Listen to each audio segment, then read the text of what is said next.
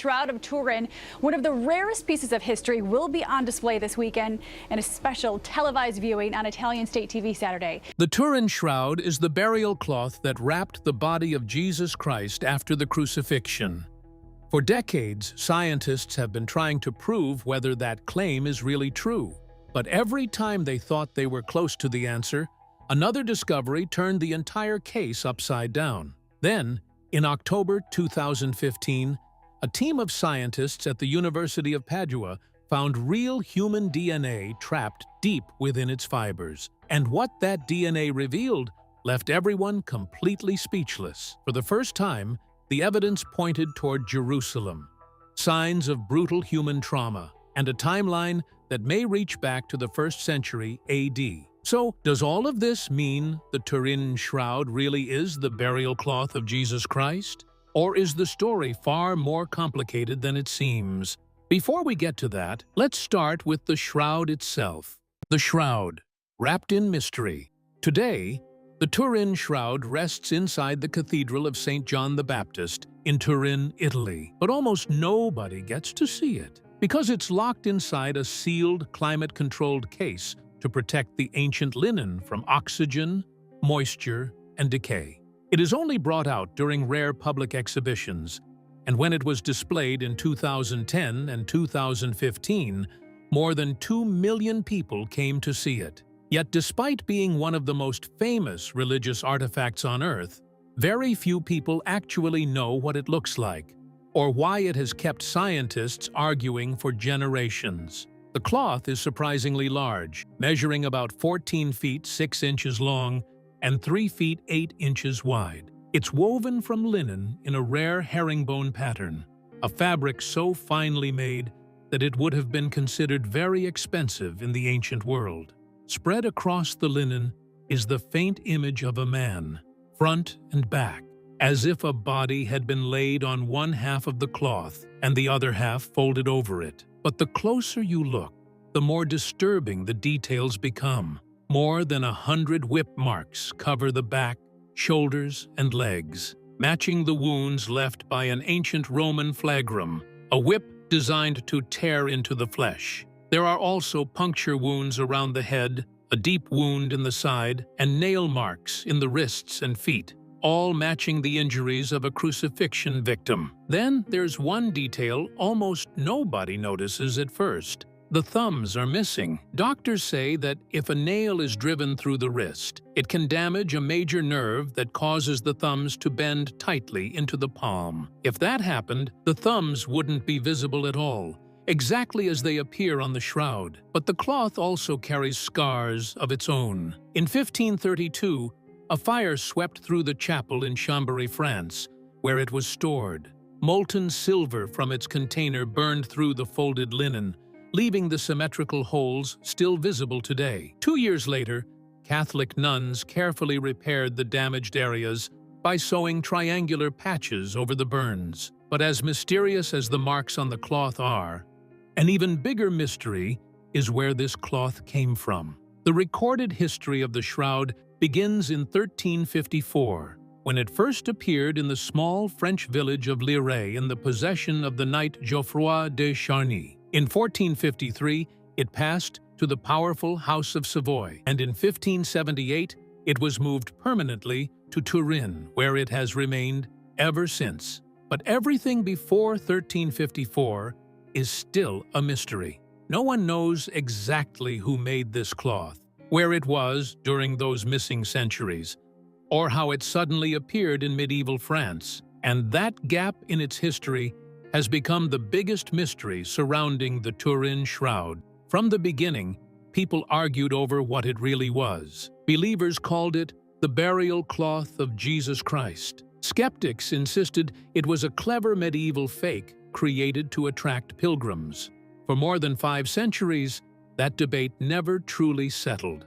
Then, one night in 1898, inside a dark room lit only by a red lamp, a photographer developed a glass plate, and the shroud revealed a face the world had never seen before. The photograph that changed everything. May 28, 1898.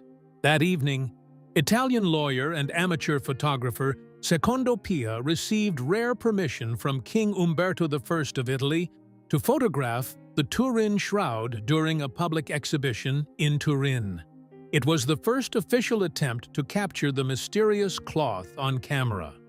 At the time, photography was nothing like it is today. There were no digital cameras or film rolls. Pia worked with a huge wooden camera and fragile glass plates coated with light-sensitive chemicals. Under the bright electric lights inside the cathedral, he carefully took 2 photographs of the cloth. Hours later, he returned home and stepped into his dark room. There, he began developing the photograph. But as the image slowly appeared on the glass plate beneath the dim red light, Pia froze. He later admitted he nearly dropped the heavy glass plate in shock, because looking back at him wasn't the blurry brown stain people had seen for centuries. It was the detailed face of a man, with deep-set eyes, a broken nose, a beard, bruises, and an expression that looked almost lifelike. But the reason Pia was so shocked wasn't simply because the face looked real. It was because it shouldn't have existed. And to understand why, you first have to look at how photography works. Normally, when a camera takes a picture, it first creates a negative. In that negative, light areas become dark, and dark areas become light. That negative is then reversed again to produce the normal photograph we recognize. But the Turin Shroud behaved in the exact opposite way. The faint image on the cloth already acted like a photographic negative. When Pia photographed it, the camera reversed the image and revealed what looked like a lifelike portrait of a real man. In other words, the shroud was hiding a positive image inside a negative one, centuries before photography even existed. That raised an impossible question. If this cloth had really been made in medieval Europe, who could have created a perfect photographic negative nearly 500 years before anyone even knew such a thing was possible? This was the first major crack in the medieval forgery theory. But the image was only the beginning, because when scientists began examining the cloth itself, they stumbled onto something even more unexpected: tiny grains of pollen that could reveal where the shroud had been centuries before anyone began recording its history. The botanical evidence.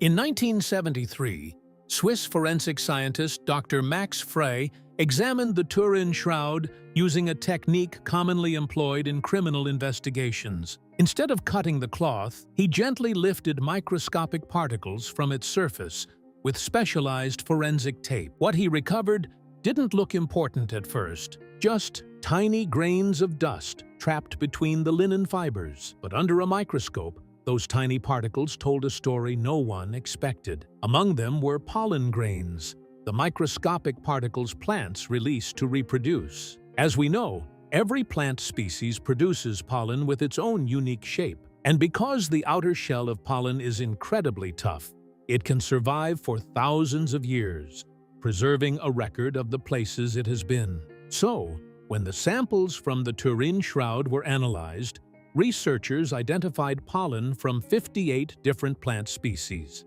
About 17 belonged to Europe, exactly what scientists expected after the shroud had spent centuries in France and Italy. But it was the remaining pollen that changed everything. When Israeli botanist Professor Avinoam Danin of the Hebrew University of Jerusalem later reviewed the evidence, he identified several plants native to the Jerusalem region. The one that stood out the most was Gundelia tournefortii, a thorny desert plant that grows naturally around Jerusalem.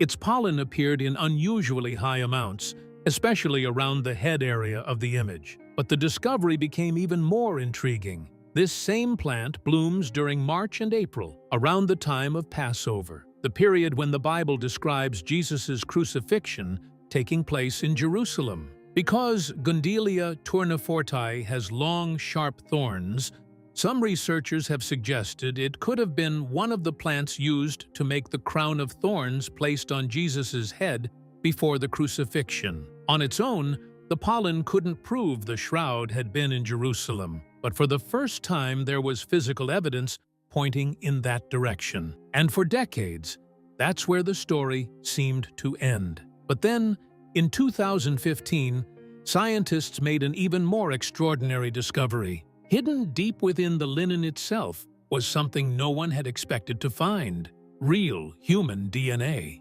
What the DNA revealed. In 2015, a team of geneticists led by Professor Gianni Barcaccia at the University of Padua carried out one of the most unusual studies ever performed on the Turin Shroud. Using modern DNA sequencing, scientists examined tiny biological traces trapped deep inside the ancient linen fibers, hoping to learn something about the cloth's long history. But hidden inside the fabric was something almost no one expected to find: human DNA. And what that DNA revealed changed the entire conversation. Instead of one clear genetic profile, the shroud contained traces linked to people from Europe, the Middle East, North Africa, India, and even East Asia. At first, that discovery made almost no sense. How could a single piece of linen carry genetic traces connected to places thousands of miles apart? The answer wasn't that all of those people had been wrapped in the cloth. For centuries, the shroud had been carried in public processions, displayed in churches, touched by priests, repaired by nuns, and kissed by countless pilgrims. Every contact left behind tiny skin cells and dust that became trapped inside the fabric. In a way, the shroud had become a giant genetic guest book. Now, DNA couldn't answer the biggest question: who was buried in this cloth? But it raised another one that turned out to be just as important. Why did a single piece of linen carry genetic traces from places thousands of miles apart? The European DNA was exactly what scientists expected, since the cloth has been in France and Italy for centuries. But they also found genetic traces commonly linked to the Levant, the region that includes modern-day Israel, Jordan, and Syria. Even more surprising were rare genetic markers associated with India and East Asia. Supporters argue that this fits the shroud's possible path through Edessa and later Constantinople, one of the world's greatest trading cities before it was looted during the Fourth Crusade in 1204. Merchants from Europe, Africa, the Middle East, and Asia all passed through its streets. By this point, scientists had uncovered the shroud's mysterious image and found two of the strongest pieces of scientific evidence suggesting where the cloth may have been throughout history. But one major question still remained unanswered: who had actually been wrapped inside it, and whose blood had soaked into the linen? To answer those questions, scientists turned to the stains on the cloth itself, inside the blood. For years, skeptics argued that the reddish stains on the Turin Shroud were nothing more than paint applied by a medieval artist. But in 2017, for the first time, modern forensic science finally put that claim to the test. A team led by Professor Giulio Fanti at the University of Padua examined the stains using transmission electron microscopy and Raman spectroscopy, two advanced techniques that can reveal a material's microscopic structure and chemical makeup. What they uncovered was far more disturbing than anyone expected. The stains were not paint.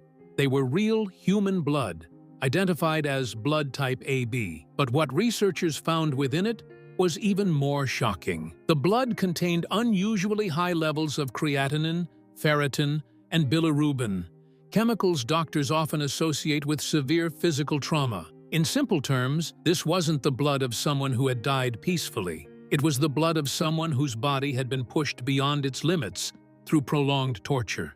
But the story didn't end with the blood alone. Researchers reanalyzed all the visible injuries on the shroud: the 100-plus whip marks, the wounds around the head, the spear wound in the side, and especially the nail wounds in the wrists. When they compared those injuries with the blood evidence, the details fit together with remarkable consistency. What had once looked like scattered marks on a piece of linen now matched the medical evidence of someone who might have suffered a brutal Roman crucifixion. But scientists weren't finished yet, because then they examined the bloodstains under ultraviolet light, and what appeared around them was something no one had ever seen before. Around the dried bloodstains were faint rings of blood serum, a clear fluid that separates naturally from blood after severe injuries. The rings cannot be seen with the naked eye and were discovered only with modern scientific equipment. An artist could have painted blood, but recreating its chemistry, its microscopic structure, and even invisible serum traces centuries before modern science existed was something entirely different. Piece by piece, the evidence was beginning to tell a remarkable story. The mysterious image, the pollen, the DNA, and even the blood all seemed to point in the same direction. But before scientists could even begin asking whether this really was the burial cloth of Jesus, they first had to answer one fundamental question: how old was the cloth itself? Because if it didn't date back to the time of Jesus' crucifixion, none of the other discoveries would really matter. The dating dilemma.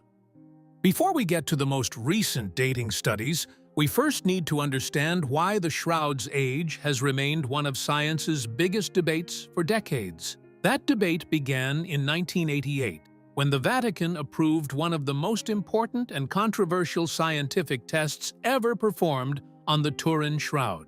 A small piece of linen was carefully cut from one corner of the cloth and divided into 3 samples. They were sent independently to the University of Oxford, the University of Arizona, and the Swiss Federal Institute of Technology in Zurich for radiocarbon dating, a method that estimates the age of ancient materials by measuring the decay of radioactive carbon. All 3 laboratories reached almost the same conclusion. The linen dated to somewhere between 1260 and 1390 AD. The announcement made headlines around the world.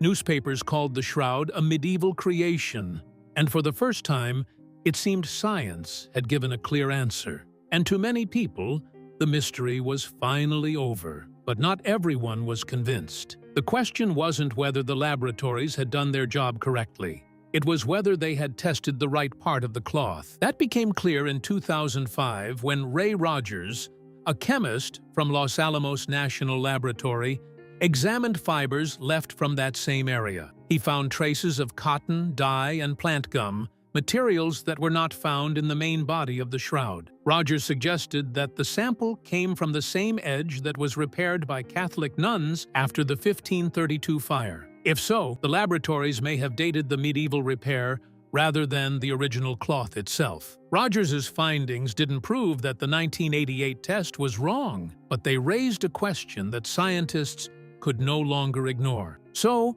in April 2022, Dr. Liberato De Caro and his team in Italy used a newer, non-destructive method called wide-angle X-ray scattering, or WAXS. Instead of measuring radioactive carbon, it examined how the linen's microscopic fibers had naturally aged over time. And surprisingly, when the results came back, they lined up with several of the clues scientists had already uncovered. Unlike the 1988 carbon dating results, this analysis suggested the linen was much older. Its microscopic structure closely matched 1st-century linen recovered from the ancient site of Masada in Israel. Now, taken together, the image, the pollen, the DNA, the blood, and even the newer dating studies all seem to point toward the same extraordinary possibility. The shroud may indeed have a real connection to Jesus and the time in which he lived. But does that mean science has finally solved the mystery of the Turin Shroud? And if not, where does the debate stand today? The final answer. Right now, the biggest question standing in the way of solving the mystery of the Turin Shroud isn't the DNA, the blood, or even its age. It's this: how did that image get onto the cloth? But even with today's most advanced scientific tools, why has that question remained so difficult to answer? One of the first problems scientists ran into was that the image appears to exist without any of the materials normally used to create an image. Yes, when scientists examined it under powerful microscopes, they found no paint, no ink, no dye, no pigments, no brush strokes. Even more surprising, the image doesn't soak into the linen. It only affects the outermost surface of the fibers, about 200 nanometers deep, roughly 1/500th the thickness of a human hair. The inside of each fiber remains unchanged, but the mystery didn't end there. Between 2005 and 2010, scientists at ENEA, Italy's National Agency for New Technologies, tested a far more extreme approach. Using extremely powerful pulses of vacuum ultraviolet laser light, they were able to reproduce the same kind of microscopic discoloration found on the shroud. But there was a problem. Their calculations showed that creating an image across an entire human body would require an enormous burst of energy, far beyond anything a medieval artist could have produced. It remains only a scientific hypothesis, but no other experiment has explained the image any better. Now, as incredible as these scientific findings are, perhaps the strangest discovery was actually made decades earlier. Back in 1976, researchers John Jackson and Pete Schumacher analyzed a photograph of the shroud using a VP8 image analyzer, a device originally developed for NASA. Normally, when the machine analyzed an ordinary photograph or painting, the result was a distorted, meaningless shape. But when it analyzed the shroud, something completely unexpected happened. Instead of a distorted image, it produced a realistic three-dimensional map of a human body, as if the cloth had somehow recorded the body's exact shape. And that's exactly where the mystery still stands today. Science has uncovered clues pointing to first-century Jerusalem, real human blood, signs of severe physical trauma, a mysterious image unlike any ever studied, and even a three-dimensional body encoded within the cloth itself. Yet, even after decades of research, no one has been able to fully explain how that image was formed. For believers, that unanswered question may only strengthen what they have believed all along. For skeptics, it remains one of science's greatest unsolved puzzles. Either way, the Turin Shroud continues to challenge both faith and science in ways few objects ever have. So here we are. For over a century, the Turin Shroud has been questioned, tested, challenged, and re-examined. And every time scientists thought they were close to an answer, another mystery appeared. So what do you think? Which side of the debate makes more sense to you? And what discovery about the Turin Shroud surprised you the most? Let me know your thoughts in the comments below. And if you enjoyed this video, make sure to like and subscribe for more fascinating stories like this. We'll see you in the next one.